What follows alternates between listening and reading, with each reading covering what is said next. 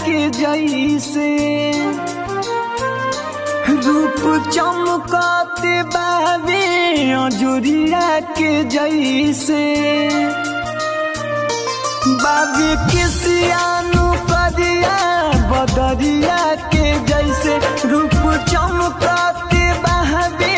अजोरिया के जैसे आके दिलवा में बसली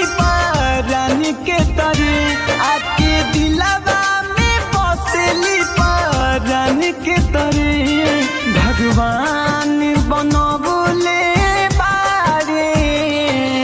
एगो जान हमारा ला जान के तरे भगवान बनबले बारे